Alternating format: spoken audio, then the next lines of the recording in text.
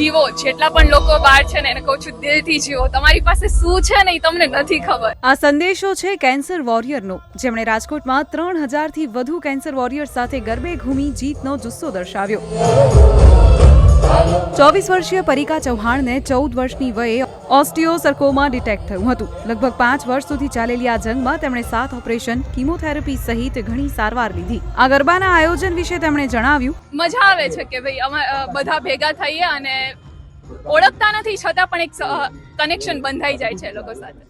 આવી જ કંઈક લાગણી 5 વર્ષની વયે બ્લડ કેન્સરને હરાવનાર કેન્સર વોરિયર મહેક પંજવાણીએ પણ વ્યક્ત કરી હતી. तब मेरी हालत ऐसी थी कि मुझे पहले डॉक्टर ने मना कर दिया था कि आपको कैंसर ठीक नहीं हो सकता, जितना जी सकते हैं उतना जिए. वो दिन था और एक आज का दिन है कि मैं एकदम क्योर हूँ, एकदम ठीक हूँ और आज बहुत खुशी से गरबा लेने वाली. આ ગરબાના આયોજનને સકારાત્મકતાની સુનામી ગણાવતા કેન્સર ક્લબ અને કેન્સર કેર ફાઉન્ડેશનના આયોજન અશ્વિન સોલંકી પોતે પણ કેન્સર વોરિયર છે. આ સમય દરમિયાન અનુભવેલા ડર અને નકારાત્મકતાને લઈને તેમણે આ ક્લબની શરૂઆત કરી. આ પાવર હાઉસ રાજકોટથી શરૂ કરી અને આખા દેશની અંદર ફેલાવવા માંગીએ છીએ કે સકારાત્મકતા દ્વારા તમે વિજય મેળવી શકો છો અને કોઈ પણ પ્રકારના ભયંકર રોગ છે એની સામે તમે સામનો કરી શકો છો. કેન્સરના રોગ અંગે જાગૃતિ લાવવા તથા કેન્સર વોરિયર્સમાં જોમજુસ્સો વધારવાના હેતુથી નવરાત્રી ઉત્સવ 2024નું આયોજન કરાયું હતું. કેન્સર કેર ફાઉન્ડેશન વર્ષોથી પીડિતો અને વોરિયર્સને પ્રેરણા પૂરી પાડવા ઘણા કાર્યક્રમો કરતું આવ્યું છે.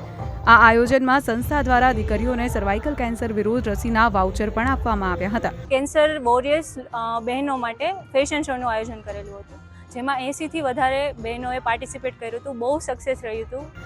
આ તકે પૂજ્ય સંત શ્રી મુરારી બાપુ પણ હાજર રહ્યા હતા. તેમણે કેન્સર વોરિયર્સ માટે કાર્યરત આ સંસ્થાને માનવ સેવા અને તેની સારવારનો સૌથી કઠોર ધર્મ કુળતાથી નિભાવતા અભિનંદન પાઠવ્યા હતા. આ તમામનું એક જ માનવું છે કે કોઈ પણ પરિસ્થિતિ હોય તેમનો સામનો કરવો જોઈએ, નહીં કે તેનાથી હારી અને પીછેહટ કરવી જોઈએ. રક્ષિત Pandya, Divya Bhaskar, Rajkot. Share and download કરો દિવ્ય ભાસ્કર એપ.